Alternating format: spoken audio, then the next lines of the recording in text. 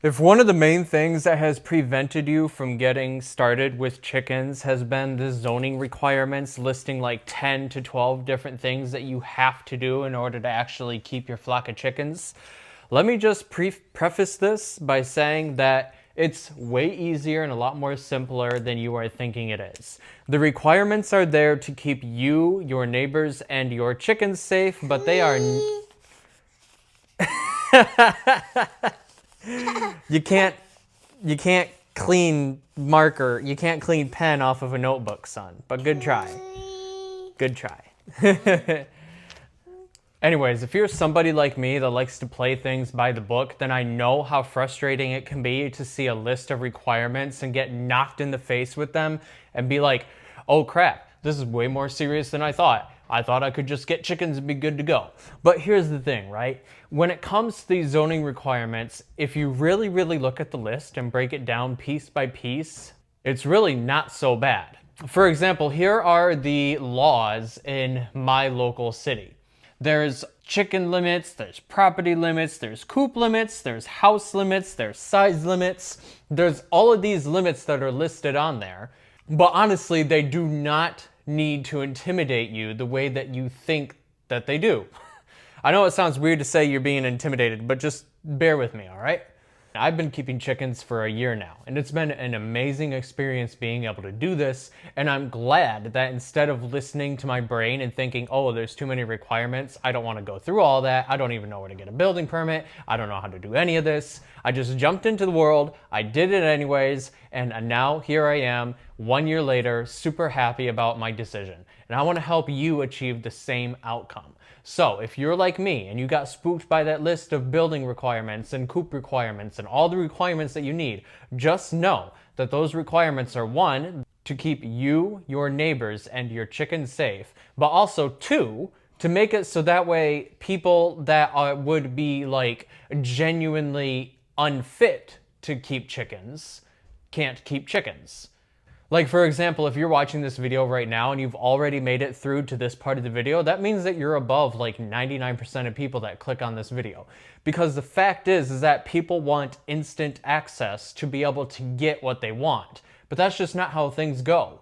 If you've ever raised a dog or a cat before, you know that there's a lot of requirements that come with raising a cat or a dog and keeping them happy. And the same thing applies with chickens too.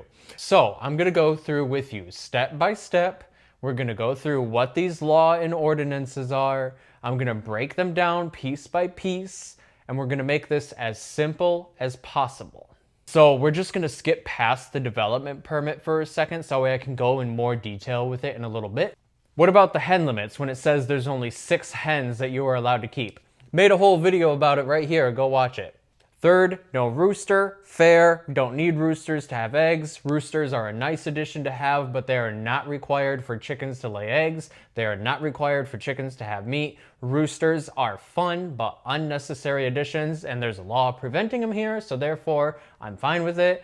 Don't need them, no problem. And then a secured coop and run where it can protect the birds from predators, and it's lockable, and all the stuff that you would expect a coop to already be. No big deal. What about the area requirements though? Well, at first it's giving you a bunch of numbers. There's 5 feet here, 6 feet there, 25 feet there, and it's like, oh God, you know, but let's just think about it simply for a second, right? You need to keep the coop 6 feet away from property lines, easy, 6 foot away from the house, easy, and 25 feet away from other houses. Well, other houses are already 25 feet away from you, so that's already an easy requirement. I'm actually going to spell out how easy it is to understand these requirements, okay? So, this is your property. Your property is 20 foot by 30 foot, okay? And then you have somebody living here, right here, okay? This is neighbor A. This is neighbor B. Neighbor A and neighbor B already have their own property lines. And guess what? They're already 25 feet away from your property line because that's how generous it is. And I know that it seems like 25 feet is a huge amount, but I'm 6 feet tall. So basically 25 feet is almost 4 of me laying down. It's not that long. It's genuinely not. And then additionally, let's just go with the flow of saying that you need to have the coop 6 feet from property lines and 6 feet from your house. Well, here's the fun thing about that rule, is that personally, for me, I didn't care. I put mine in the corner because there's an abandoned alley back here. And then all of this yard space over here that my neighbor has, my neighbor is actually like 230 feet away, okay? Like there's a huge amount of yard space here. So I didn't care. I just put mine in the corner because let's face it, having a coop right here would be kind of dumb because, 6 feet and whatever bylaws and 6 feet, etc. But like having a coop in the middle of the yard just kind of looks out of place to me.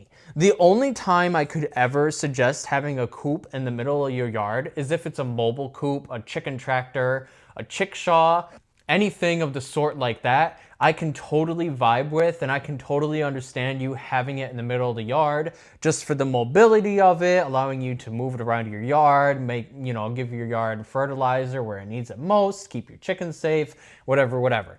But for the majority of people that are looking to actually build a permanent coop, I would say either build it in the corner like I did, or if this is your house right here, let's just say that right here is your house.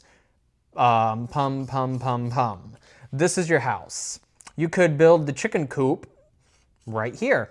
And you could do a lean-to chicken coop, which basically means you have like walling right here, which is away from your house, but it's technically leaning on your house. So that way you have easy access if your porch is right here, and let's say that your door is right here. So this is going to be your door. And then you just have easy access to stepping outside. And then you could just go here and grab your eggs out of the nesting box.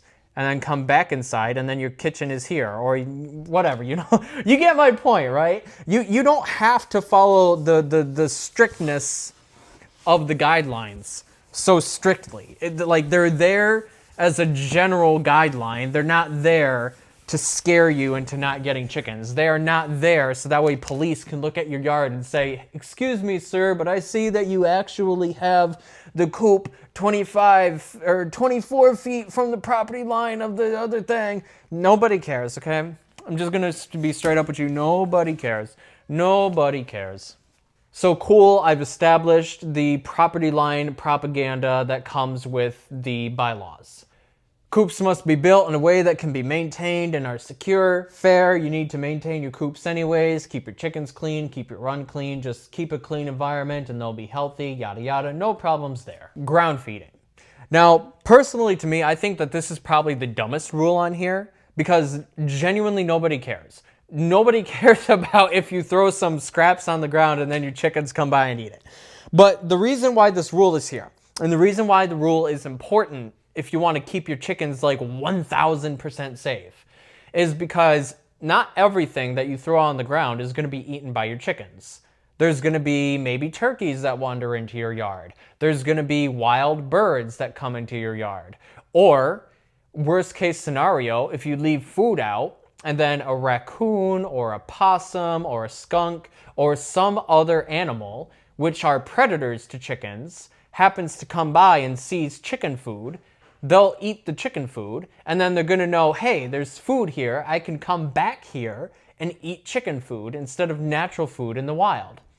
And then, if for some reason you happen to forget to close your run one night, or they figure out that you own chickens and then they find out a way to get into your run, or whatever situation happens, the law of not ground feeding your chickens is just there to keep your chickens safe. 99.9% of the time, nobody's going to care. You can throw whatever you want on the ground, but it's just for sanitary reasons. It's just to keep your chickens safe. It's to make it so other birds don't go in your yards. That way you don't cross-contaminate and get your chickens sick from wild bird diseases. I see why it's a rule. I think it's a dumb rule, but it makes sense when I thought about it as I was writing the video. And then the site plan to actually build the blueprint of where you're going to build it is easy. And I'm going to draw in real time on this board a site plan like better than what I described, so that way you can see just how easy a site plan is to do in real time. So when you really boil down all of the zoning requirements, it comes down to just like 3 basic things. Your coop size and the security of your coop, the flock size and how many chickens you're allowed to keep, and the permits that are required in order to actually raise your chickens. Which, when you think about it, 3 requirements compared to the giant list that I showed you, that's easy. Now that sounds a lot more simple. So what does a good building plan look like? I'm going to draw in real time. I'll probably speed it up in post-editing. But I will show you personally what I wrote my plan how I wrote my plan when I was applying to get a building permit for my coops. That way I could own chickens.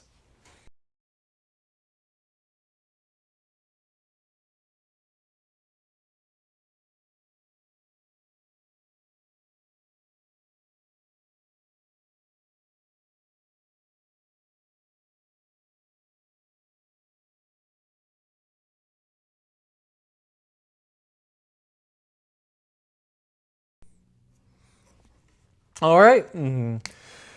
So that is basically the very simple version of what my blueprint plan included. I included where the driveway was, house was, garden was, how big the fence was, how big the yard was.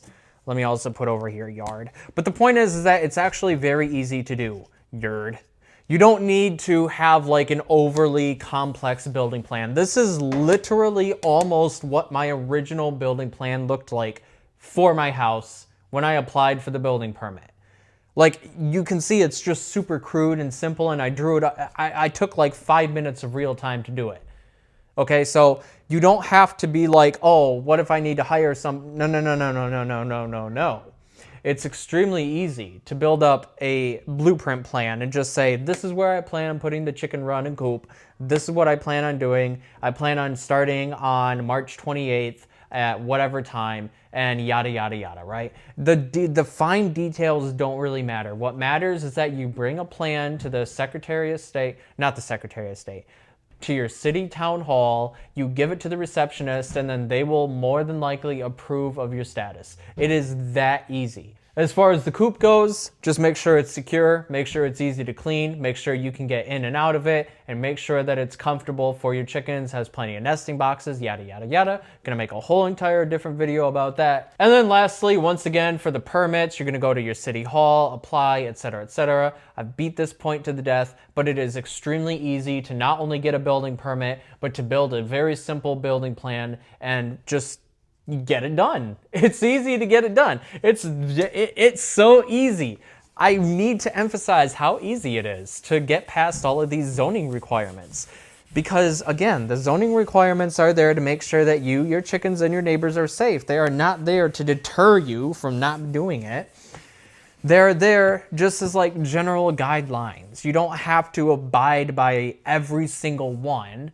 They're just there to help. They're not there to be, you know, if you get busted having 1 extra chicken, then you're going to prison for 20 years. That's not how that works. So, if you decide that you do want to take the jump and actually get started with your chicken keeping journey, I will be here to help you. If you need my personal help, you can use 2 links down in the description below to book one-on-one calls with me, or even just message me directly at any time of the day, and I will try my best to be available for you so that way I can set you up to have the best possible start to your homesteading journey that you can have. Take care, and I will see you in the next video.